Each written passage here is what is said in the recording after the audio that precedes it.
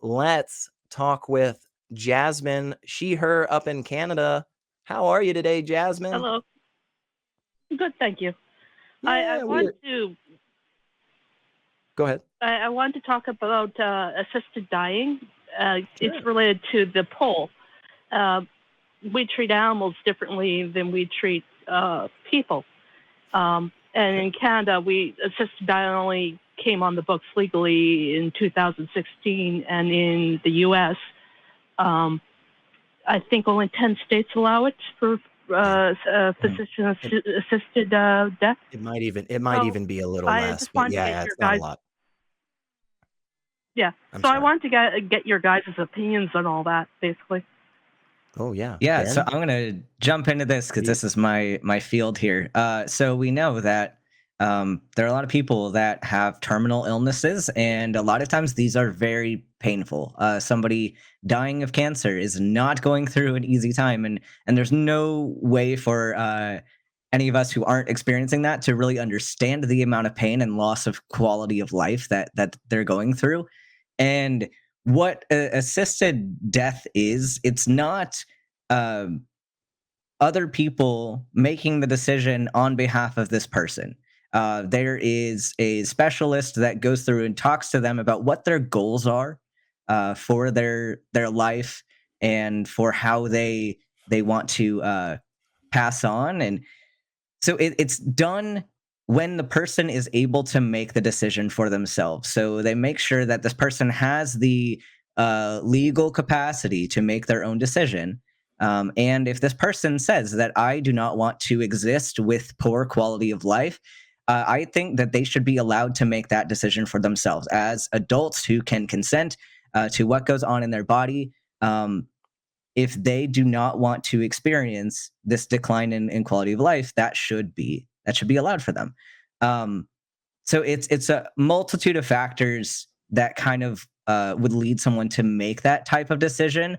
And I think our job in healthcare, with the balance of ethics between beneficence and autonomy, oftentimes autonomy takes precedence. So even if um, ending a life might be seen as not beneficial to them, um, autonomy in that case would take priority over the perceived beneficence. Does that make sense?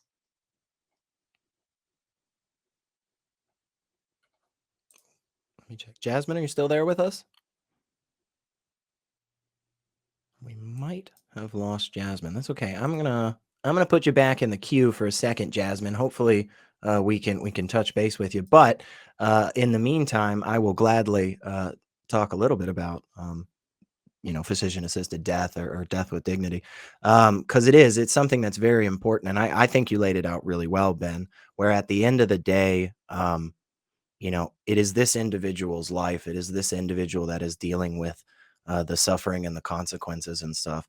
And to me, it seems quite absurd that we have to tell somebody that you are required to experience this pain for the rest of your life, and you're not allowed to end it. So very much a huge, excuse me, sorry, very much a huge proponent of it. There was a man a few years ago who was a very prominent lawyer in my area of Tennessee, whose final legal fight was to try to get death with dignity legalized in Tennessee. Unfortunately, he ended up passing away before he was ever able to see that through.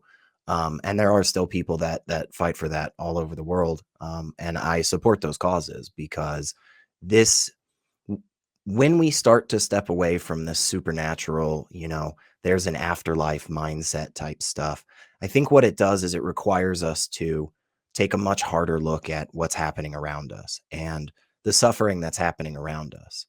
Um, it it seems a little strange to me. I think a lot of times that more hardcore religious people are not more on board with death with dignity. You would think they would want to get to that super fun bonus life a little quicker.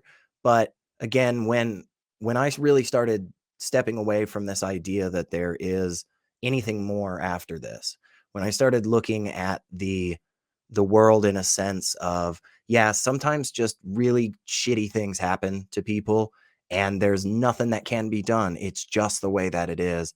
And it just sucks. And when that happens, I think the answer is we provide as much fucking comfort as we can. And if somebody says, my time's done and my stop is next, then I have absolutely no qualms about supporting them in that. So